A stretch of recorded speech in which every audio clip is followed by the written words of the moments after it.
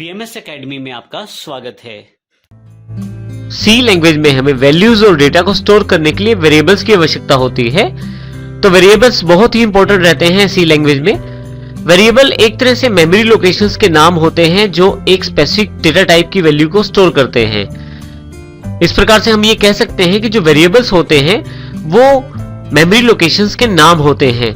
इसको हम उदाहरण से समझते हैं। जैसे हमारे पास यहाँ 10, 20, 30 अर्थात 10, 20 और 30 अलग अलग सेल्स में वैल्यूज पड़ी हैं। हर सेल को हमने एक नाम दे दिया है। जैसे ऊपर वाले सेल को X, बीच वाले सेल को Y और लास्ट वाले सेल को Z नाम दे दिया है। इस प्रकार से हम मेमोरी लोकेशन को एक नाम दे सकते हैं। इस प्रकार इसमें वैल्यू स्टोर की जा सकती है। साथ ही इसमें इन वैल्यूज को प्रोग्रामिंग स्टेटमेंट के साथ बदला भी जा सकता है। प्रोग्राम में प्रयोग की जाने वाली वैल्यूज और डेटा को स्टोर करने के लिए हम इन वेरिएबल्स का इस्तेमाल करते हैं। वेरिएबल्स की आवश्यकता जो रहती है वो आपके प्रोग्राम के ऊपर डिपेंड करती है। आप अपने वेरिएबल्स को प्रोग्रामिंग रिक्वायरमेंट्स के अकॉर्डिंग डिक्लेयर कर सकते हैं और उनका प्रयोग कर सकते हैं। यहाँ ये बताना जरूरी है कि एक वेरिएबल एक खास तरह के डेटा टाइप को ही स्टोर करता है। अर्थात जैसे X हमारे पास वेरिएबल है जिसमें 10 स्टोर किया गया है और P एक वेरिएबल है जिसमें टेक्स्ट यानी कि कैरेक्टर के रूप में A को स्टोर किया गया है। यहाँ पे P जो है एक तरह से कैरेक्टर वैल्यू को स्टोर कर रहा है, जबकि X जो है वो न्यूमेरिकल वैल्यू को स्टोर कर। और इसी प्रकार से हमारे पास जो Q है वो डेसिमल वैल्यू को स्टोर कर रहा है। इस प्रकार वेरिएबल्स जो है ये पर्टिकुलर डेटा टाइप की वैल्यू को स्टोर कर।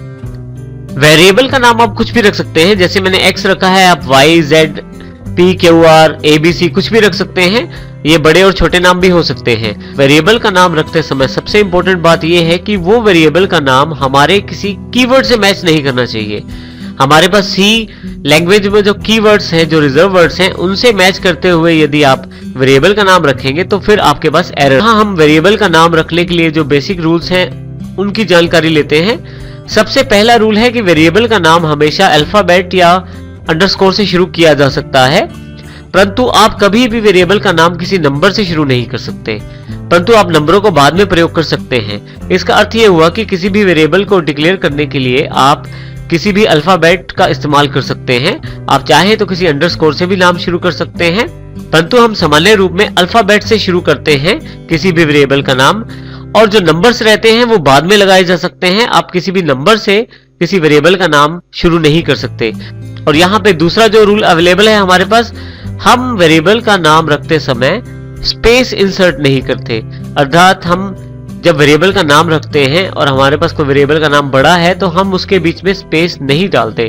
स्पेस डालते हैं अगर आप तो आपके पास एरर आ जाएगा। इसी तरह से किसी भी स्पेशल सिंबल का इस्तेमाल भी आप नहीं कर सकते जब आप वेरिएबल का नाम रखते हैं। जैसे कोमा, स्टार, डॉट, परसेंटेज का सिंबल, इस तरह के किसी भी स्पेशल सिंबल का प्रयोग आप वेरिएबल के नाम में नहीं कर सकते। अंडरस्कोर का प्रयोग आप कर सकते हैं।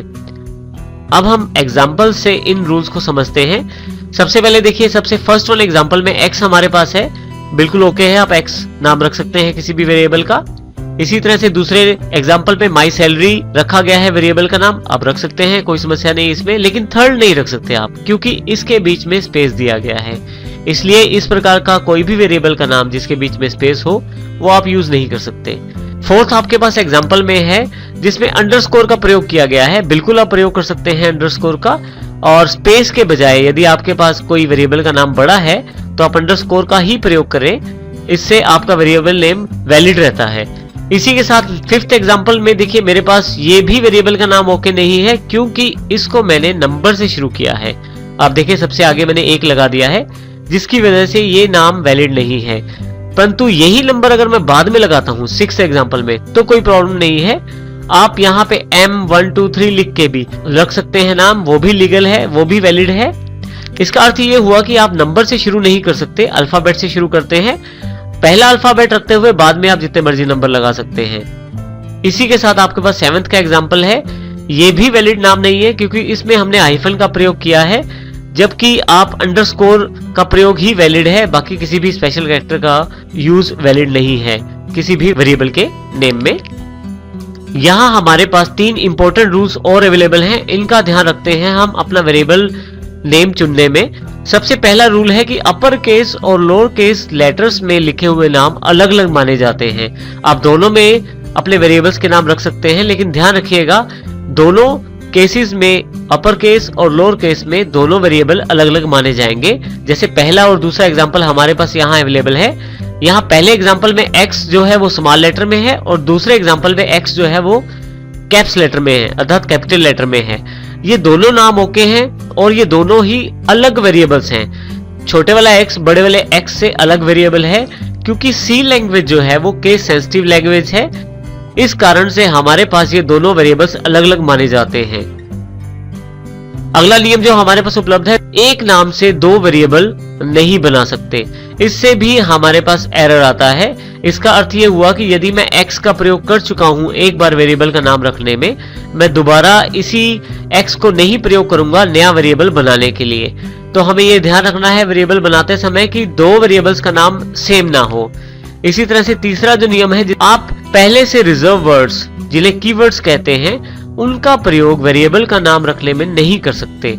जैसे उदाहरण के तौर पे थर्ड जो एग्जांपल हमारे पास है, मैंने int का प्रयोग किया है यहाँ पे, यानी कि int का प्रयोग किया है।